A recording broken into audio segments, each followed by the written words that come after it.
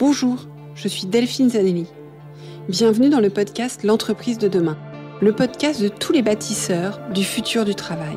Celles et ceux qui le vivent, le créent, le questionnent et chaque jour le réinventent.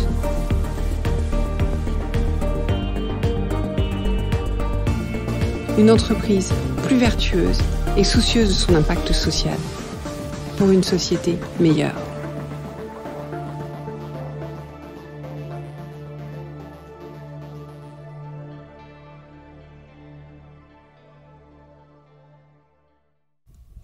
Bonjour, bienvenue dans ce nouvel épisode. J'espère que vous allez bien. Alors on se retrouve pour le 3e épisode de la série sur les enjeux de 2023. Cette fois-ci, c'est pas moi qui vous parle, je passe le micro à Caroline Elbaz, DRH d'Oracle France. Ça fait un petit moment qu'on voulait se parler avec Caroline et puis la vie a fait que ça s'est décalé dans le temps. Et donc nous nous sommes croisés au moment de la nouvelle année et c'était l'occasion de partager sa vision des enjeux. J'avais souhaité interviewer Caroline parce que je trouve qu'elle a un regard singulier, vraiment quelque chose d'intéressant à apporter sur l'entreprise de demain en tant que DRH et les enjeux du futur du travail. Et ça s'est pas trompé sur sa lecture des enjeux, vous allez voir, est assez singulière. Il y a des choses que vous retrouverez dans ce que j'ai évoqué, puis il y a d'autres choses. On parle de rassurer les collaborateurs, on parle de droit à l'erreur, on parle de la place des femmes, on parle de guerre, non pas des talents, mais de l'engagement, et on parle du rôle d'équilibriste du DRH. Voilà, je vous en dis pas plus. Et avant de retrouver la conversation, je voulais vous rappeler que le podcast a maintenant une newsletter, que vous pouvez vous abonner en allant cliquer dans les liens de l'épisode, et que cette newsletter, elle vous permet d'en savoir plus sur les coulisses du podcast, d'avoir des sources d'inspiration complémentaires, de retrouver aussi les notes de certains morceaux des épisodes pour avoir des traces écrites et plein d'autres choses. Je vous souhaite un bon épisode, une bonne écoute et je vous dis à bientôt. Bonjour Caroline. Bonjour Delphine, ravie de vous voir et d'être venue jusqu'à chez nous, c'est super sympa. Eh bien merci, c'est un plaisir. Je voulais vous poser des questions pour ce début d'année. Je voulais savoir, donc pour vous, DRH, quelle était votre vision des enjeux 2023 dans le domaine des ressources humaines dans l'entreprise ? Alors, 2023, nouvelle année, qui est quand même une année un petit peu forte en événements économiques, on a eu la guerre, on a ces sujets-là, l'inflation. Les gens sont quand même dans une logique pas forcément rassurante. Donc notre enjeu RH va être de rassurer nos collaborateurs et de continuer sur finalement ce qu'on a déjà commencé après le Covid, à savoir le future of work, c'est-à-dire la nouvelle façon de travailler, puisqu'on a eu un gros changement culturel, un tsunami avec le télétravail. Donc de réadapter nos enjeux et reconstruire cette façon de travailler nouvelle, hybride, ça va être très important pour nous. Et pour ça, il va falloir se battre sur une guerre de l'engagement de nos collaborateurs pour construire et co-construire finalement le monde de demain, avec évidemment toujours, et là c'est peut-être plus la femme qui parle que uniquement la DRH, une volonté de continuer sur la place des femmes dans ce monde qui se co-construit. Et donc de revoir demain pour nous RH notre métier qui est en train de changer et nos compétences aussi. Alors vous avez parlé de rassurer les collaborateurs, pour commencer par rapport au contexte. Qu'est-ce que vous faites pour rassurer et pourquoi il est important que vous les rassuriez ? Je pense que naturellement, l'être humain fonctionne bien quand il est rassuré dans un contexte qui le sécurise. Et nous, RH, on a un rôle évidemment qui se limite à l'entreprise. On peut pas agir sur tous les plans, mais on est obligé d'avoir une vision qui intègre la vie quotidienne des collaborateurs. Donc, chose qu'on faisait moins avant, c'est qu'on va s'immiscer dans la sphère plus personnelle. Et donc, offrir à nos collaborateurs une sécurité au niveau financier, donc des aides qui peuvent, en cas de coup dur, être un appui, de l'assurance, les mutuelles, le médical, la conciergerie, la possibilité d'avoir des soutiens juridiques, une sécurité de l'emploi le plus possible avec une transparence sur ces sujets-là, leur donner les moyens de rebondir si ce n'est pas le cas avec des outplacements. Voilà, tout ce qui va permettre aux collaborateurs d'avoir une vision, de savoir où il va et de tout mettre en œuvre au niveau ce que j'appelle les services qu'on propose aux collaborateurs, de l'assurance, de la mutuelle, du médical, du financier, de la parentalité, tout ce qui va les aider et les sécuriser à appréhender les enjeux de 2023. Donc là, vous parlez de la sécurité matérielle aussi, et vous me faites penser au sujet de la sécurité psychologique. Je pense qu'aujourd'hui, le sujet de la sécurité psychologique est une priorité, dans le sens où aussi, j'inclus dans la sécurité psychologique le droit à l'erreur, le droit de se tromper, le droit d'aller de lever la main, des choses comme ça. Est-ce que c'est un sujet qui vous paraît important ? Alors, ce sujet, vous l'avez dit, j'aime votre expression, le droit à l'erreur. Parce que ça a été vraiment quelque chose qui, quand je suis revenue de mes études au Canada, j'ai été très surprise de voir à quel point en France, le droit à l'erreur était tabou.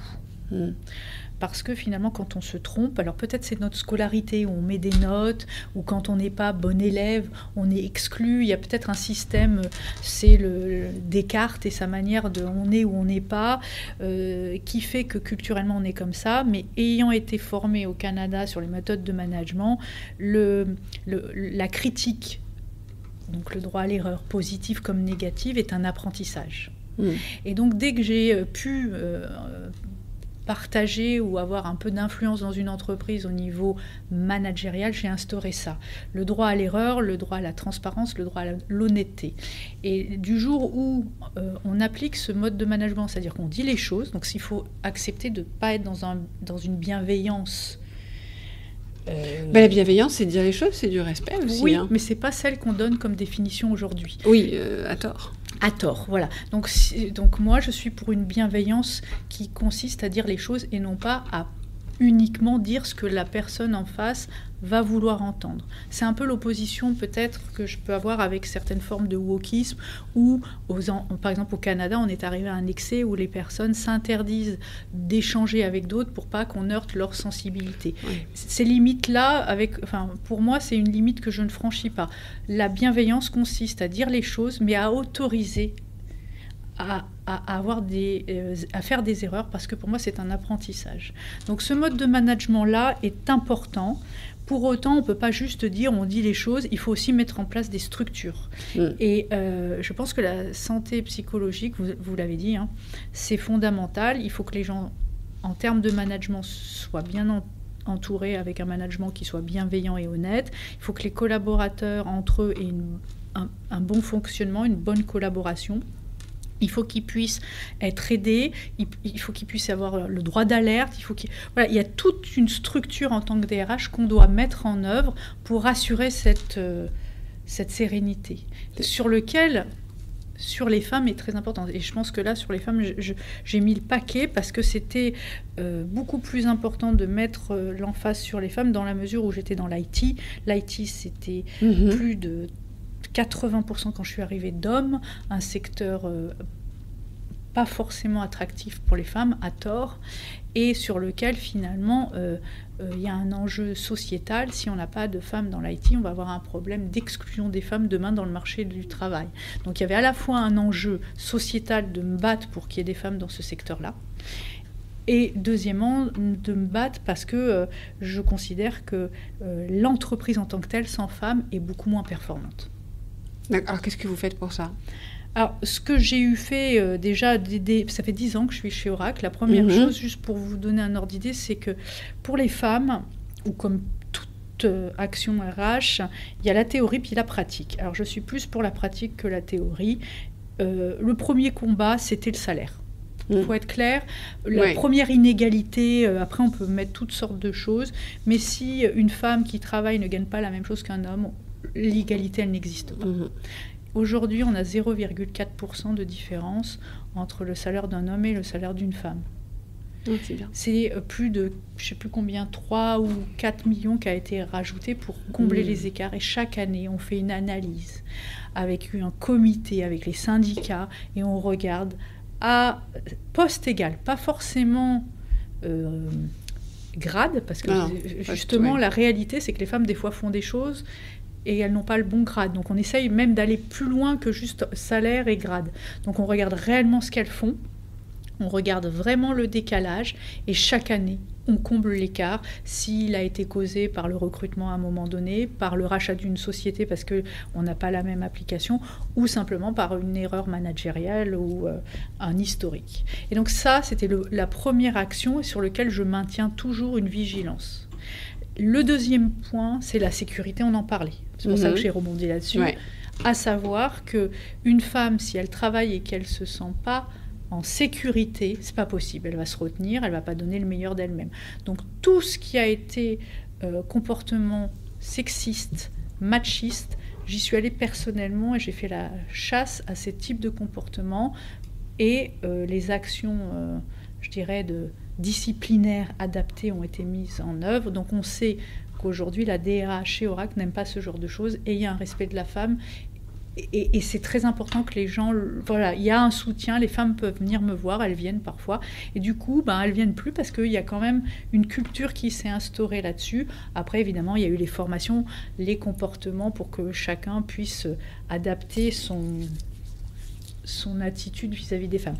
Mais en 10 ans... je peux vous dire que la mentalité a changé. Bon, il y a eu MeToo, il y a eu tout ça, hein, mais je dirais qu'il faut quand même avoir... pour faire respecter ce genre de choses, c'est un peu comme une Simone Veil, il faut quelqu'un qui le porte et qui l'incarne.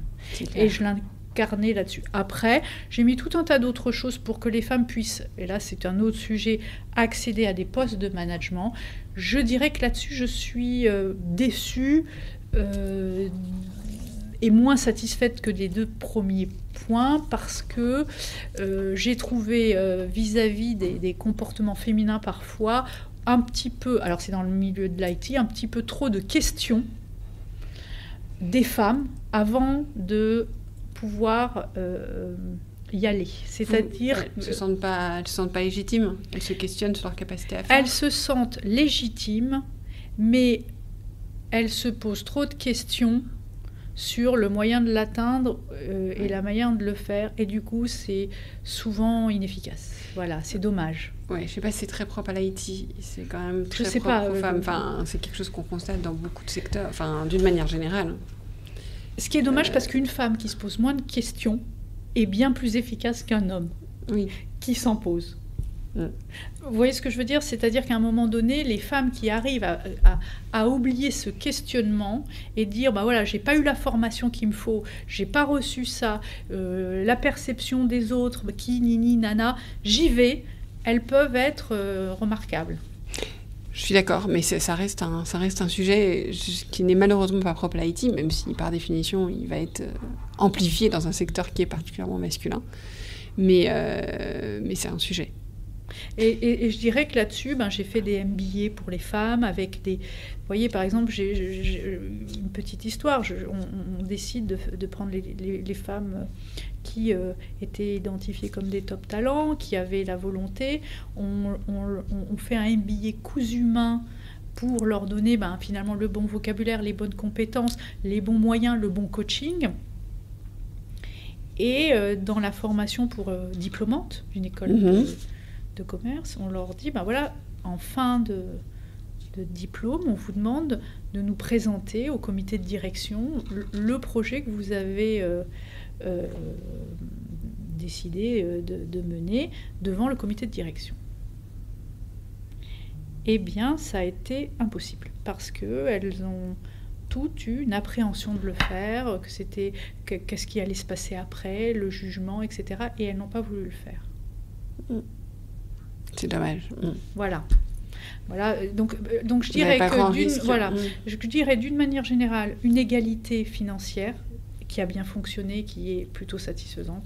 Une égalité et une sécurité, voilà, des avantages pour faciliter leur vie quotidienne, congé paternité, congé maternité, crèche d'entreprise, c'est des choses concrètes, un télétravail, du temps partiel, une adaptation des horaires, voilà, toutes ces choses qui font que elles vont être bien. Je dis qu'il y a encore un travail à faire sur ce sujet. Sur le sujet du questionnement.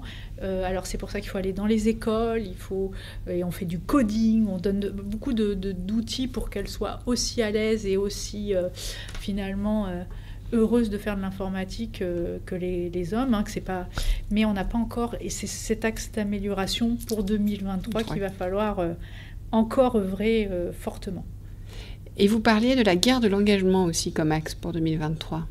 Oui, alors souvent on a entendu la guerre des talents, parce que avec le changement finalement de dynamique après le Covid, les personnes se sont posées des questions. Est-ce que je reste travailler à Paris ? Est-ce que je vais vivre à Nice et en télétravail ? Et est-ce que finalement le sens de mon travail est satisfaisant ? Est-ce que je reste chez cet employeur ou je change ? Et puis finalement, il y a plusieurs employeurs. Et puis, j'ai le choix, etc., etc. Donc, beaucoup de mes collègues RH ont souffert de la guerre des talents avec des difficultés à trouver des talents. Et c'était un sujet. Nous, en IT, c'est un peu différent, excepté sur des compétences particulière où il y a une rareté, notamment au niveau des ingénieurs. Mais d'une manière générale, l'enjeu aujourd'hui, c'est plus non pas d'avoir des gens formés ou compétents, bien que ça fasse partie mais c'est d'avoir des gens engagés qui ont... et qui donnent d'eux-mêmes et qui puissent faire les choses avec conviction, avec finalement ce qu'ils sont réellement. Donc engager, ça veut dire, par rapport à ce que vous dites, agir avec conviction, agir avec... De ne plus... Alors, c'est d'être et de donner le meilleur d'eux-mêmes. Le meilleur d'eux-mêmes, c'est pas uniquement une compétence. Je vais vous donner un exemple. Mon gâteau est très bon parce qu'il est fait avec amour. On peut faire un gâteau techniquement parfait. Donc, on est sur les compétences. Ça a été un sujet RH, d'avoir la bonne compétence, d'avoir le bon niveau de technicité. Alors, bien sûr, si on n'est pas technique, ça ne va pas. Mais aujourd'hui, on a des gens bien formés quand même, qui ont accès à beaucoup de choses avec l'Internet. C'est clair. Voilà, donc je dirais que la compétence ou la connaissance est beaucoup plus facile d'accès qu'elle ne fut il y a une vingtaine d'années. Aujourd'hui, on arrive à être capable de bricoler un vélo parce qu'on regarde un tuto et puis on se débrouille, alors qu'avant c'était plus compliqué. On arrive à acquérir des connaissances en lisant. Voilà, la compétence, et si on a envie d'apprendre, on y arrive. Et puis on a souvent, en tout cas dans l'IT, des gens qui ont un bon niveau d'études, donc des compétences. Le problème n'est pas donc la technique, mais ça va être l'engagement, parce qu'on est sur de la valeur ajoutée, on est sur de la créativité, on est sur du collaboratif, on est sur du travail d'équipe. Et quand vous travaillez avec des gens qui ont envie, qui sont contents, qui donnent le meilleur d'eux-mêmes, même si c'est pas la perfection, ils donnent du plaisir, les autres ont envie, ils viennent travailler avec conviction, et quand ils vont voir leurs clients, ils ont le sourire aux lèvres, et ça le fait. Et en fait, je crois à ça. Les gens ont envie d'honnêteté, de simplicité, de choses vraies. On n'est plus dans la compétence, la technicité. Voilà, on a envie aussi d'avoir des bons moments. Et quand on reçoit un client, ou quand on reçoit un commercial, ou quand on va voir un médecin, ou quand on va dans un fromager. Pourquoi on va chez un fromager du coin ? Parce qu'il aime son métier, et peut-être que les fromages sont un peu plus chers, ou peut-être pas toujours aussi bons parce que c'est pas un standard industriel, mais juste pour ce moment d'échange et de plaisir, on y va. Et moi, je crois beaucoup, quand je dis l'engagement, c'est ça, c'est l'enjeu de 2023 et des années qui vont venir.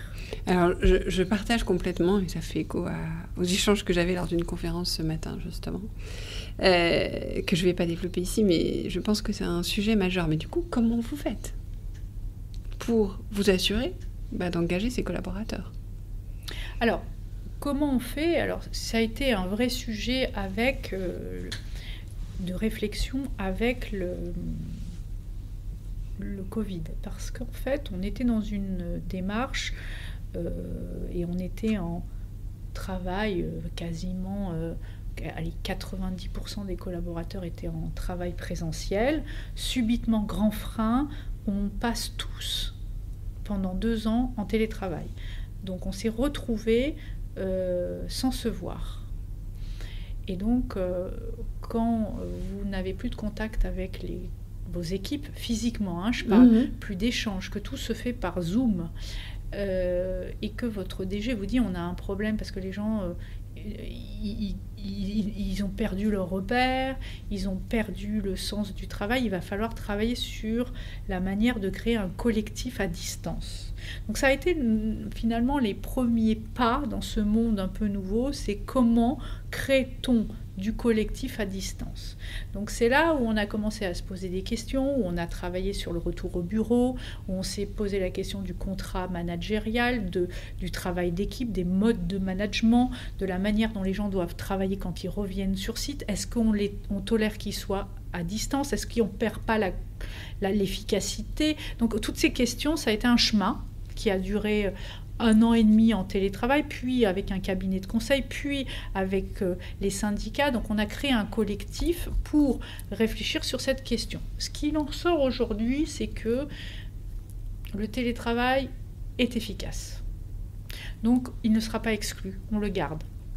On est aussi conscient que du télétravail, c'est la perte du collectif et on perd la créativité et l'engagement. On s'est aperçu que les gens avaient besoin de sens et donc que le management de proximité, le management bienveillant au sens honnête était très important et surtout qu'il y avait un collectif à créer. Et c'est là où je reviens sur le rôle du DRH. En fait, avant, on était dans l'égalité. Maintenant, on est dans l'équité.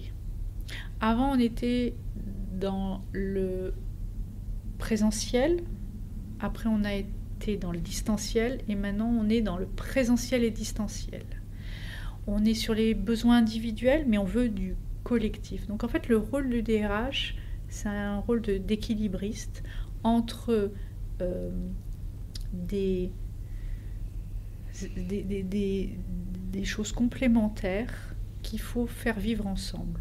Donc, on apprend à trouver des chemins de crête pour faire de l'individu et écouter ses besoins avec tout ce que j'ai pu vous dire, la crèche, l'aménagement de son temps de travail et les facilités. Mais en même temps, il y a un collectif et dire non, écoute, vous êtes tous là le lundi, je comprends que tu as des besoins personnels le vendredi, mais pour les besoins de l'équipe, tu viendras quand même le lundi avec tes collègues. Donc l'engagement, pour moi, c'est le compromis finalement entre les besoins individuels et les besoins collectifs. Et si on arrive à créer un collectif, on est finalement à donner du sens aux collaborateurs, mais en même temps, on le considère comme un individu. Et c'est cette complexité-là qu'il faut apprendre à gérer. Parce qu'on ne peut pas faire l'un ou l'autre, c'est les deux ensemble. Pour l'engagement, il faut un collectif, mais il faut qu'en tant qu'individu, on soit reconnu. Oui, pour notre propre... Et alors, qu'est-ce qui fera pour vous que l'année 2023 sera un succès ?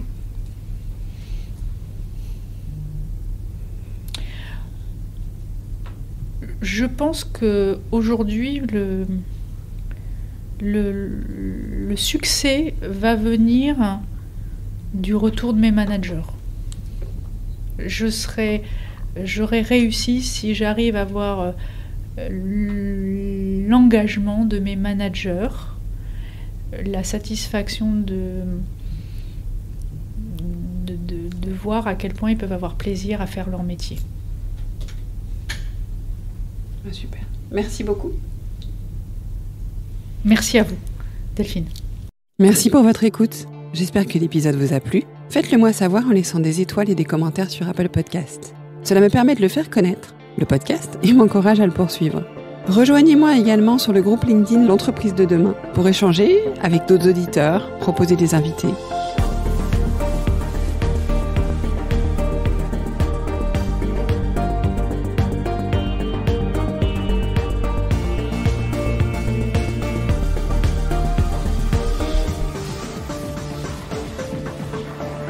Je vous donne rendez-vous jeudi prochain pour un nouvel épisode. Cette série est produite par Delphine Zanelli et Ose Masterclass. Réalisation sonore Cyril Carillon et au micro Delphine Zanelli.